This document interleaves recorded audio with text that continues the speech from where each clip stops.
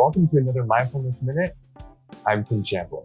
So a lot of times when people first go into therapy, the idea that they have is they want to feel better. And so the hope is that that's going to happen. The reality is, in the long run, therapy should help you feel better, but there's also a lot of work involved that a person will have to go through to get to that point. Again, going back to that relationship with the therapist, you should feel supported by your therapist. You should feel like your therapist is a safe person to talk to. And also, growth is good. And it is important that your therapist is kind of pushing you forward a little bit. When we go into therapy, we go in because we're struggling, and those struggles are often preceded by maybe some kind of trauma or hard experiences. And it's really important to really look at those experiences and process them and look at why they happen or why they've affected us so much. So looking at those experiences, even if they make us feel uncomfortable, even if they trigger us to some degree, is so important.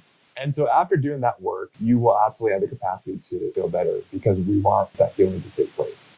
One thing that I tell them a lot is that trauma or anxiety or stress is having this really big effect on them. And it can feel like if I'm in this really old, creaky house at night and there's this storm going on and there's this scary movie on the TV in the corner, that's going to have this really high impact or effect on me most likely. However, if I am in that same house during the daytime, if I have a party going on with people I care about and they're all around me and the weather's really nice outside and that same movie could be playing, but it won't be affecting me as much as that first scenario. And I think that that's what that healing process can look like. And that's what that can look like after we can go through that work. That stress or that trauma or anxiety still may be there, but it's not going to have that sting or that effect on us. And we can continue to live life.